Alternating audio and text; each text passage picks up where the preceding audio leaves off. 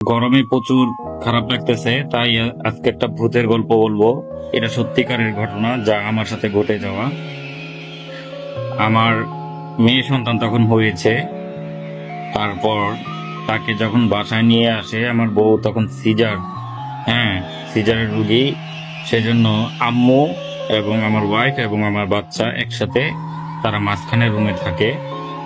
আর আমি থাকি হচ্ছে আহ কবরস্থানের রুমে, মানে কবরস্থান আমাদের রুমের পাশে হচ্ছে হাজার হাজার কবরস্থান। ভিডিও শেষে আমি দেখাবো আর কি, মানে এখানে একটা মসজিদের পাশে কবরস্থান আছে। যাই হোক, ঘটনাটা বলি।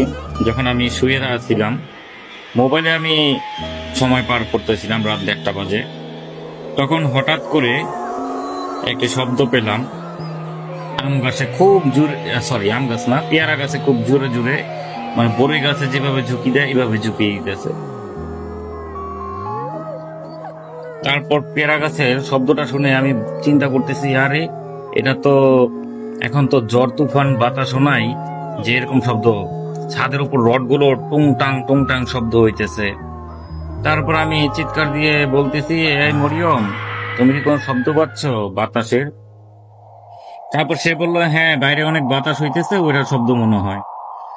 যাই হোক, আমি ভাবছিলাম চোর আসছে, তাই আমি চুপ হয়ে রইলাম। আমাদের বাসায় একটা রোলার আছে, রোলারটা আমি নিব চিন্তা করতেছি, চোর পিটাবো। এখন হঠাৎ করে দেখলাম ওই গাছের থেকে লাফ দিয়ে নামছে, এরকম শব্দ হওয়ার পর পায়ের যে যে পাতা যখন শুকিয়ে যায় তখন পাড়া দিলে মোচর মোচর একটা শব্দ হয় না, কুড়মুড়ি শব্দ, ওই শব্দ হয়ে আমার জানালার পাশে আসে।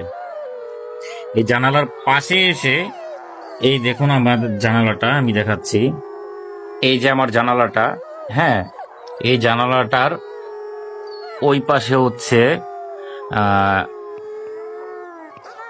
ওই যে পিছনের যে বাউন্ডারিটা, ওইখানে হচ্ছে অনেক কবরস্থান, মানে মসজিদের পারিবারিক কবরস্থান। আর ওই চোরটা, আমি ভাবছি যাকে, এই চোরটা আস্তে আস্তে আস্তে আস্তে আমার জানালার এই পাশ দিয়ে, হ্যাঁ, এই পাশ দিয়ে আস্তে আস্তে আস্তে আস্তে আস্তে আস্তে এইভাবে করে এখানে আসছে। আসার পর, হ্যাঁ, এই সুপারি গাছটা দেখুন, এই সুপারি গাছটা আরো ছোট ছিল। আজ থেকে মানে 3-4 বছর আগে এরকমই, এটা থেকে আরেকটু ছোট ছিল। এখানে 3টা সুপারি গাছ দেখেন, আর একটা সুপারি গাছ, আর ওই পাশে আর একটা সুপারি গাছ আছে। এই দেখুন, এখানে আর একটা সুপারি গাছ আছে, মানে ছোট সুপারি গাছটা, একদম ছোট। বিশ্বাস করবেন, এই 3টা সুপারি গাছে খসখস একটা শব্দ করলো, দ্বিতীয়টাতে খসখস একটা শব্দ করলো, তৃতীয়টাতে খসখস একটা শব্দ করলো। পরে এই শব্দের পর আমি চিন্তা করছি, নিশ্চিত এটা চোর এই কাজটা করছে। যাই হোক, পরের দিন আমি একটা মানে মুভি দেখতেছিলাম। মুভি দেখা শেষ হয়েছে রাত 2টার সময়, 2:30টার সময় আর কি। আমি ঘুমিয়ে ছিলাম, তখন আমি ওয়াশরুমে গেলাম, ওয়াশরুম থেকে আসলাম। হ্যাঁ, ওয়াশরুম থেকে এসে আসার পর হঠাৎ মানে আমি মশারিটা যখন লাগাবো, মশারিটা কিনার লাগাইছি, এমন সময় জানলার পাশ থেকে আমাকে বলতেছে অনেক জোরে একটা মেয়ের কণ্ঠে, সনি। এই শব্দটা আমি পাই, আমি দিছি একটা চিৎকার, ও মা, কি অবস্থা, তাড়াতাড়ি আসো। এটা বললাম, মশারি খুললাম, মইলা দৌড় দিছি ওই রুমে। আমি কই, আমার কানে কানে কেরা জানি এইভাবে ডাক দিছে, গতকালকে এই ঘটনা করছে, আজকে এরকম হয়েছে।